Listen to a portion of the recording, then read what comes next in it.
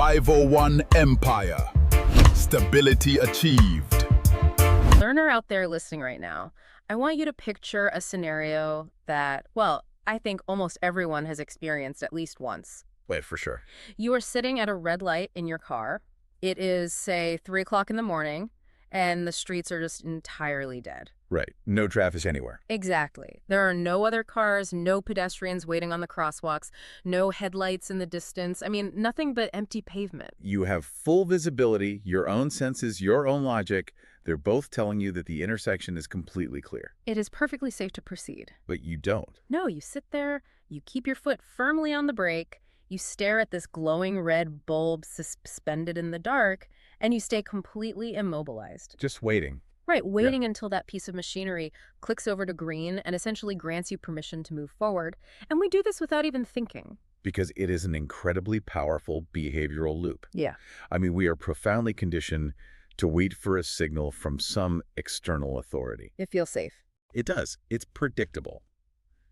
And perhaps most importantly, waiting for permission removes the heavy burden of having to be the ultimate authority over our own actions. Right, if the light is green and something goes wrong, well, you were just following the rules. Exactly. You pass the blame. So, okay, let's unpack this. Because what we are looking at today is a piece of source material that effectively tells you to shatter that light. To completely ignore the bulb. Yeah, to bypass the system of permission entirely and simply declare that the road belongs to you.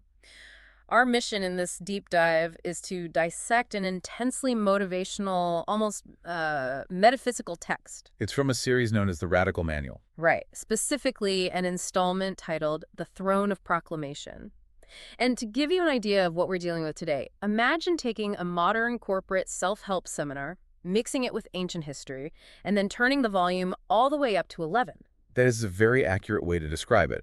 It reads less like a traditional self-help book and way more like a manual for a software override. Like hacking the operating system of your brain. Exactly. It's designed to completely bypass the permission firewall we just talked about. And the author of this manual utilizes 2 distinct voices to deliver this philosophy, right? Yes. 2 personas. Right. We can think of them as archetypal avatars or, psychological states. They are named the Mad Philosopher and Helios. Which are very intense names. They are, and the author uses these personas to deconstruct our addiction to external validation. They pull heavily from historical and religious imagery, but I want to be clear here, they aren't doing this to make a theological point. Right. We're not endorsing any specific religious viewpoint here. Exactly. We're just reporting on how the text uses these images to forge a very tactical blueprint for ultimate self-empowerment. So let's start where the text begins its core argument, which is diagnosing the problem. The Mad Philosopher avatar introduces this concept called standing in the courtyard. Right. The text argues that the vast majority of human beings spend their entire lives standing in this metaphorical courtyard, just looking up at the sky for a sign. Or waiting for some high priest or gatekeeper to step out and deem them worthy to finally enter the inner sanctum. The courtyard is basically the ultimate comfort zone of the unactualized person. That's how the text frames it. Because in the courtyard, you are near the power, you can see the people making the big decisions. You feel adjacent to greatness. Yeah, but you never actually possess it, because you're just standing there waiting for an engraved invitation. Which never comes. Usually not. And the psychology behind this is fascinating because it is deeply rooted in our evolutionary survival mechanisms. I mean, historically, claiming power without the consensus of the tribe was genuinely dangerous. You could be exile. Or worse. So we are wired to seek consensus. We want the committee, the board, or the audience to validate our status before we assume it. But the text uses a historical example to completely upend that instinct. The Mad Philosopher points to Jesus, referring to him simply as the man from Nazareth. And again, the text strips away the religious context entirely here.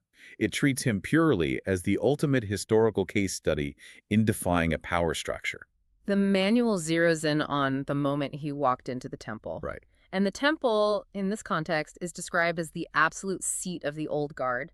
It is the fortress of what the text calls small word thinkers. I love that phrase. Small word thinkers. It's so descriptive. These are the people who negotiate for scraps, people who operate on words like maybe or someday or if I am chosen. And the high priests in that temple are the ultimate gatekeepers holding all the permission slips. So the disruption here is that the man from Nazareth didn't walk into the temple and submit a resume to those priests. No, not at all. He didn't ask for a seat at their table or wait for some grand coronation ceremony. He simply walked in and announced that the kingdom was already present, specifically because he had arrived. Which introduces the foundational mechanism of this entire philosophy, the power of proclaim. The power of proclaim. Yeah. The Mad Philosopher states that the word is the blueprint. According to the mechanics of this text, proclaiming I am a king is not a statement of future intent. Right, you are not saying, I am working really hard so that one day I might be a king. Exactly.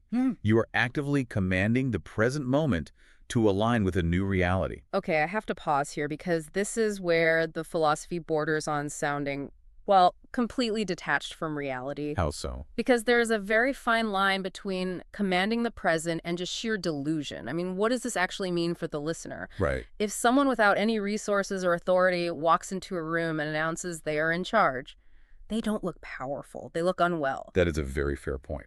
The text claims this proclamation causes a psychic earthquake, but how does that actually play out in a practical environment? If you are walking into a modern corporate boardroom to pitch a project, how does this not just manifest as crippling arrogance? It is a vital distinction to make. What's fascinating here is that it's entirely about changing the atmosphere to accommodate your presence.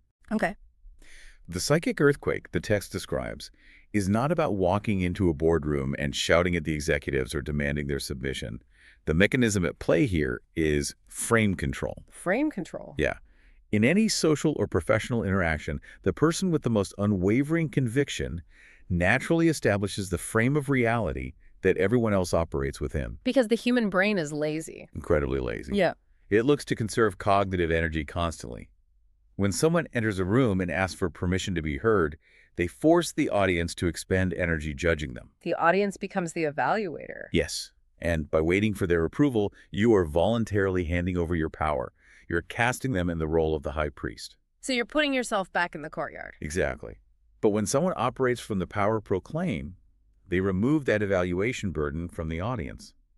Their tone, their pacing, their unapologetic posture, it all communicates a reality that is already a finished product in their own mind. So the audience doesn't have to evaluate whether you're an expert because you've already decided you are. Right. Because you display zero doubt, the mirror neurons and the social algorithms in the audience's brains naturally defer to that certainty. The psychic earthquake is just that invisible moment where the room recalibrates its gravity to orbit around the person who is most certain of their position. You don't try to prove you are the expert. You simply occupy the space of the expert and the room adapts. The text argues that if you don't speak it, the world simply won't see it. Waiting for validation is basically the ultimate enemy of greatness here. But, you know, words are ephemeral. You can walk into a meeting, hold the frame, and feel like you totally own the room. Sure. But the second you go home, the imposter syndrome creeps back in, the adrenaline fades, the words you spoke just evaporate into the air. They do. So how do you prevent your brain from reverting right back to that courtyard mentality the moment you are alone? Well, the author of the manual anticipates this exact failure point. Spoken words alone often aren't enough to permanently rewire our self-perception. Okay, so what's the next step? This is where the methodology pivots into something highly visceral. The text introduces the concept of the movie. They transition from just a verbal declaration to undeniable visual proof. Because the Mad Philosopher says the eye needs to see what the soul already knows. Exactly. The source material details the act of literally putting this philosophy on film. Which is wild. It is. They describe setting up a physical throne, sitting the avatar of Helios, who represents the realized king on that throne, and recording it. And the observation they make here is that historical names do not echo through time merely because of their speeches. Right. They endure because of the image of their defiance, the visual footprint of a person actually claiming their space. And the author acknowledges the inherent absurdity of this exercise. Setting up cameras to film yourself sitting in a fake seat of power looks completely ridiculous to an outside observer. Here's where it gets really interesting, though. They are literally filming a movie of their own success. It's like a vision board, but fully cinematic. Yeah, that's a good way to put it. But I have to ask, is this movie meant to convince the world or just to lock in their own certainty?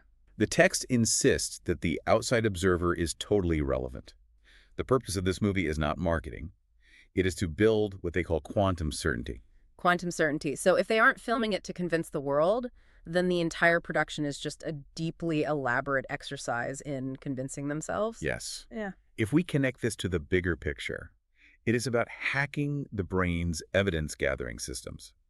Our brains rely on a network called the reticular activating system, or the RAS, to filter information and confirm our beliefs. Okay. When a goal remains abstract, like just a thought in your head or a verbal affirmation, it leaves room for cognitive dissonance. Your conscious mind says, I am a king, but your subconscious mind looks around your messy apartment and says, no, I don't see any evidence of that. So a standard vision board doesn't work because it's just pictures of things you hope to get one day. Right. It actually reinforces the gap between where you are and where you want to be. Exactly the problem with mere visualization. But the act of creating the movie closes that gap. The physical act of creation solidifies the internal belief. By physically staging the scene, sitting in the seat, feeling the actual lighting, and then watching the playback on a screen, you are feeding your reticular activating system undeniable physical data. When Helios is filmed on that throne, the manual insists he is not an actor playing a part. He has executed the proclamation in real physical space. You are giving your brain a memory of the future. Yes. You are forcing the subconscious to accept this new reality as an absolute historical fact because, well, it has literal video evidence of it happening. And once the mind accepts that image as a fact, that is quantum certainty. The cognitive dissonance is resolved in favor of the new reality. And then your baseline behavior effortlessly shifts to match the evidence. You no longer walk into a room trying to project authority. You walk in with the relaxed posture of someone who already possesses it simply because you have seen yourself possess it. Let's look a little closer at the architects of this reality. We've been referencing these two avatars, the Mad Philosopher and Helios, throughout the text. Right. If these are psychological states or internal operating systems designed by the author, how are they actually meant to function together in the mind of the listener? The dynamic between these two archetypes is the engine of the radical manual. First, you have the Mad Philosopher. He is described as the one who sees the patterns in the chaos. Okay. His function is entirely disruptive. He holds the radical belief that the old world must be burned down so that new seeds can be planted. He is basically the internal demolition crew. He represents the necessary destruction of the old self, the part of you that is super comfortable in the courtyard. Yes. And then, complementing that destruction, you have Helios. Helios is defined as the sun, the greatness. He is the king who brings the light that makes the shadows flee. So if the Mad Philosopher clears the ground by burning the old neural pathways and habits, Helios is the new operating system that builds the empire on that cleared ground. I see. Together, these archetypes look at the stories of historical conquerors and even the Jesus narrative we mentioned, and they view them as a motivational manual for the brave. Which issues a massive challenge to the reader. A huge challenge. The text asks, if historical figures could stand before the highest authorities of their time and claim godhood, what is stopping you from standing before your industry or your city, or even just your own mirror and claiming your empire? Okay, but burning the old world to plant new seeds is a very dramatic metaphor. It is. Let's translate that into the life of someone listening right now.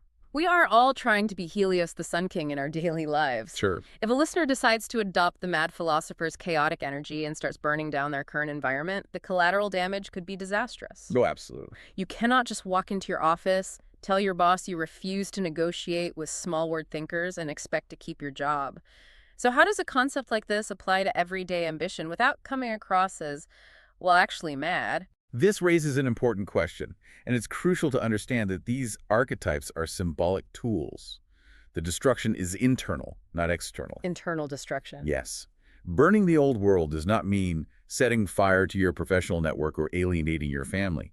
It means a ruthless, uncompromising destruction of your own internal limitations and excuses. Oh, I get it. It means burning the bridge back to the old, hesitant version of yourself. Because you cannot hold on to the identity of someone who waits for permission while simultaneously trying to be Helios.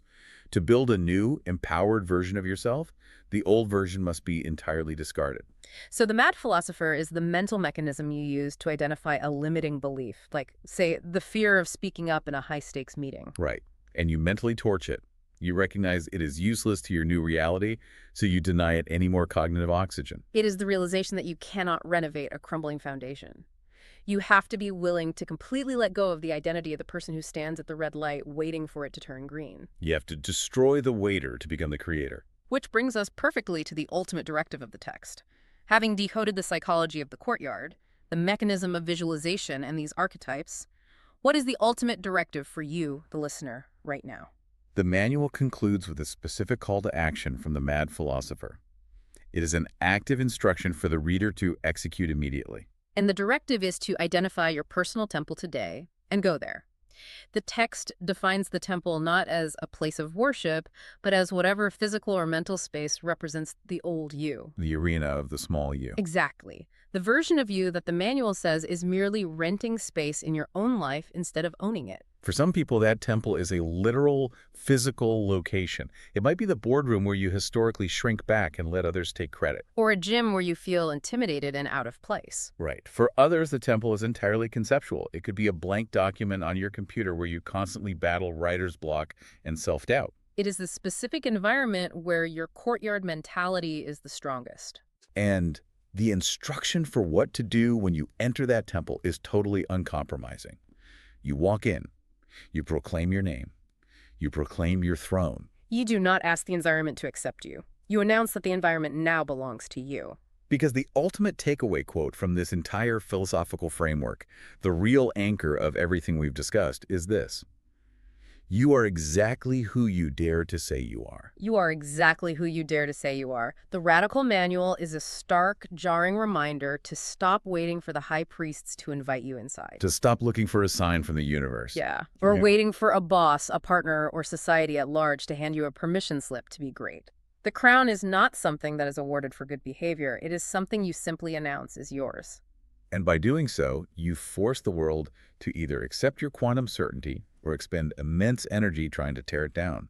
And more often than not, the world simply capitulates to the person who knows exactly who they are. So as we wrap up this deep dive, I want to leave you with a final provocative thought to mull over. We have spent this time entirely focused on your internal reality, your reticular activating system, and your solitary proclamation.